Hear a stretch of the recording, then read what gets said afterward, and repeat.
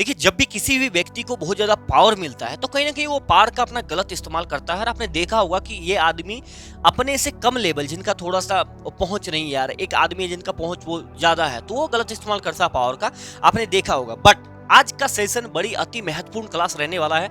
बड़े महान व्यक्ति ने एक बात कहा था कि मतलब समझदार व्यक्ति वही है जो समय से पहले और दूसरों की गलती से सीखता है। आदमी समझता तो हर कोई है, लेकिन जो समय से पहले सीख जाए, समय रहते सीख जाए, वही समझदार है। एक ऐसा राजा जिनको इस चीज का वरदान है कि इस पृथ्वी में जितनी भी चीजें एग्जिस्ट करता है, मतलब जितनी भी सारी चीजें हैं, उससे उसको कोई नहीं मार सकता। और इसी चीज के, इसी राजा के ऊपर में बात करेंगे भाई, नरसिंह अवतार का। ठीक है, इसी के ऊपर में एक मूवी बनाएगा, एनिमेटेड मूवी, ब्लॉकबस्टर रहा है इसी साल में, अब उनको भी देख सकते हैं। बाकी आज मैं आपको सारी स्टोरी यहाँ पर समझा देने वाला हूँ और आपको बहुत कुछ चीजें जीवन के बारे में सीखने को मिलेगा।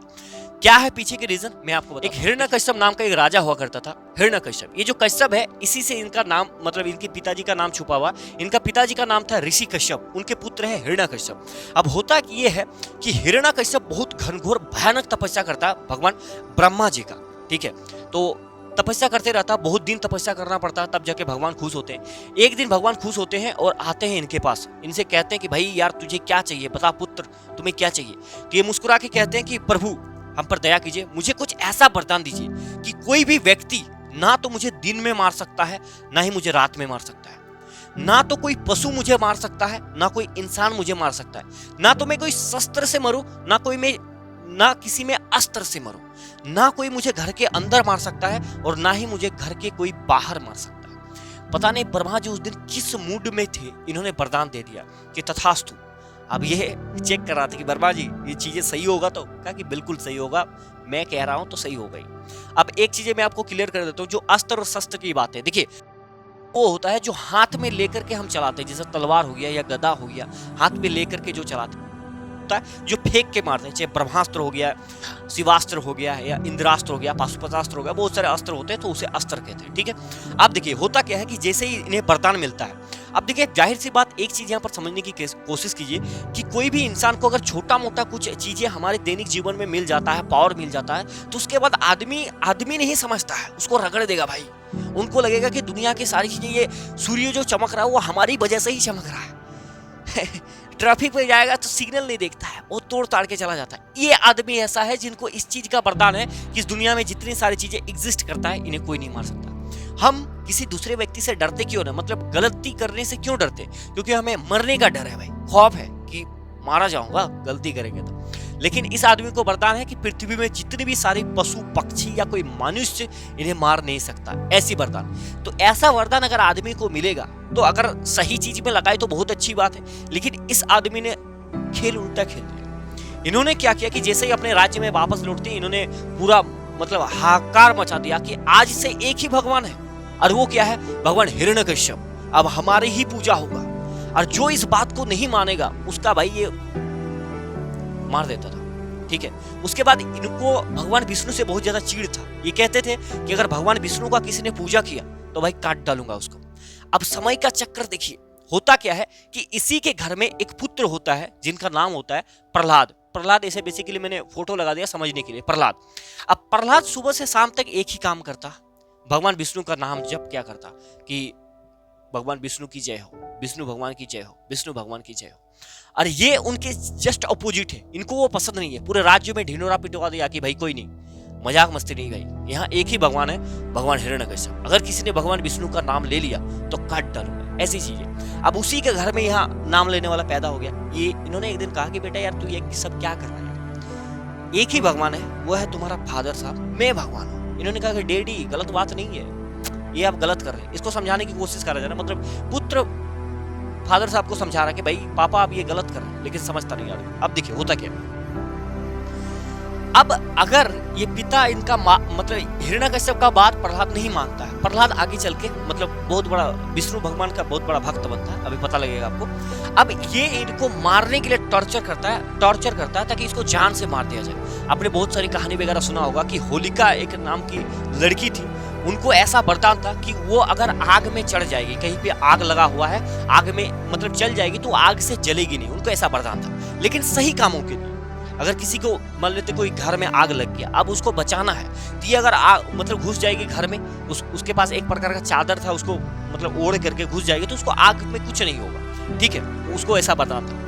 अब उस वरदान को उन्होंने इस्तेमाल किया इस बालक को मारने के लिए, प्रहलाद को मारने के लिए। वहां हो गया उल्टा, ये बालक वहां पर बच जाता है और वो होलिका वहीं पर मर जाती है। उसके बाद इसको समुद्र में फेंका दिया जाता है कि बेटा तुम मर, लेकिन हर बार बच जाता है। अब देखिए होता क्या है कि इनको मतलब बहुत पीड़ा पहुंचा रहा था, बहुत ज्यादा। तो इनका जो पुकार है, इन्होंने कहा कि प्रभु क्या हो रहा है मेरे साथ। इनका पुकार एक बार भगवान विष्णु के पास पहुंच जाता है। भगवान विष्णु के पास पहुंच जाता है तो भगवान विष्णु ने मतलब अपनी पत्नी माता लक्ष्मी से पूछते हैं कि कौन है जो इसको इतना तकलीफ पहुंचा रहा है। तो उन्होंने कहा हिरण्यकश्यप। क्या कि हिरण्यकश्यप को मुझसे डर नहीं लगता क्या? उन्होंने कहा कि आपको हिरण्यकश्यप को आपसे क्या किसी से डर नहीं लगता? उन्होंने कहा कि ऐसा क्यों है कि उसको किसी से डर नहीं लगता? तो फिर उनको माता लक्ष्मी उनको सारी बातें बताती है कि भाई भगवान ब्रह्मा के द्वारा उनकी सारी चीजें प्राप्त है, वरदान है कि भाई कोई भी मनुष्य उसे नहीं मार सकता, ना पशु मार सकता है, ना तो उसे कोई दिन में मार सकता है, नहीं रात में मार सकता, नहीं तो घर के बाहर मरेगा, ना ही घर के भीतर मार सकता है, ना ही तो कोई अस्त्र से मरेगा, शस्त्र से मरेगा। तो फिर मारे कैसे भाई? लेकिन ये पृथ्वी में अफरा तफरी मचा दिया था, बहुत गलत कर रहा था ये, लेकिन मारेगा इनको। अब जब इतनी कंडीशन है तो कैसे मारा जाए? तब भगवान विष्णु का एक अवतार सामने आता है, नरसिंह अवतार। ये आकर के पहुंच जाते हैं भाई हिरण्यकश्यप के पास, इनका गर्दन पकड़ते हैं कि बेटा तूने बहुत अफरा तफरी मचाया, अब तेरा खैर नहीं। लेकिन ये हंस रहा है, ये हिरण्यकश्यप जोर जोर से हंस रहा है, नहीं मार सकता। तो इन्होंने कहा कि क्यों नहीं मार सकता मैं? तो हिरण्यकश्यप कहता है कि मुझे भगवान ब्रह्मा के द्वारा वरदान प्राप्त है कि ना तो कोई मुझे मनुष्य मार सकता है, ना ही कोई मुझे पशु मार सकता है। तो नरसिंह देव कहते हैं कि बेटा तुझे देख, मुझे देखकर क्या लगता है तेरे को? तो उन्होंने कहा कि कुछ विचित्र टाइप से लग रहा है। भगवान नरसिंह कहते हैं कि ना तो मैं मनुष्य हूँ और ना ही मैं पशु हूँ, मैं आधा हूँ, और तुम्हें खत्म करने के लिए यहाँ मतलब अवतार लिए हम। वो चौंक गया भाई, चौंक गया कि भाई ऐसा कैसे पॉसिबल है। तो नरसिंह देव का जो अवतार है भाई, ये आधा शेर का है और आधा मनुष्य है, इसीलिए नाम पड़ा है नरसिंह, ठीक है भाई। तो देखिए आगे क्या होता है। आगे कहता है कि अब ये पहुंच गए उनके घर पे, इनके घर पे पहुंच चुके हैं, ठीक है।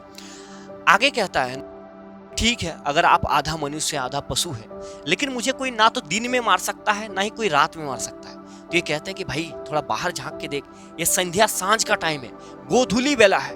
गोधूली बेला का मतलब होता है कि जब गाय चर के मतलब वापस आती है तो मतलब धूल उड़ाते हुए आती है, तो उसी को कहते हैं गोधूली बेला।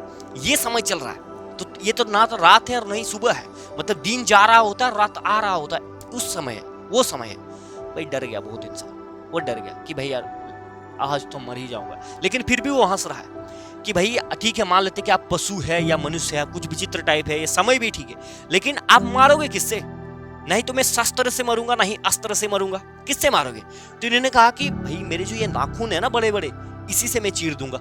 ये तो ना तो शस्त्र में गिनती आता है और नहीं अस्त्र में गिनती आता है, ये तो मेरे शरीर के अंग है, इसी से मार दूंगा, इसी से चीर दूंगा तुम। उसके बाद इनका नेक्स्ट सवाल ये था कि ना तो मुझे कोई घर के अंदर मार सकता है और ना ही घर के मुझे कोई बाहर मार सकता है। तो ऐसा स्थिति बनी गया था कि ये घर के चौखट के बीचों बीच खड़ा था कि भाई तू देख, ना तो घर के अंदर है ना ही बाहर है, तू चौखट में। और वहीं से फिर इसे चीर दिया जाता है, मार दिया जाता है, क्योंकि पृथ्वी में पाप बहुत ज्यादा बढ़ गया था, ये पूरा अफरा तफरी मचा रहा था। तो इसी को मारने के लिए इनका अवतार लिया गया। बहुत ज्यादा गुस्सा हो गया था उस टाइम में, बहुत ज्यादा। तो फिर उसको चीर दिया भाई, नाखून से चीर दिया गया। यहाँ पर आप देख सकते हैं, थोड़ा सा इमेज मैंने लगा दिया, नाखून से चीर दिया था। मोरल ऑफ द स्टोरी क्या है? मोरल ऑफ द स्टोरी ये है कि आप समझ ही सकते हो कि भाई आप चाहे कोई भी हो, कितने भी बलवान हो, चाहे मृत्यु का डर है नहीं है, अगर आप गलत काम करेंगे तो आपका मृत्यु निश्चित है। बस यही कहानी है भाई, भगवान नरसिंह अवतार का यही कहानी है, इसलिए इन्होंने अवतार किया था। थैंक यू, मिलेंगे नेक्स्ट वीडियो।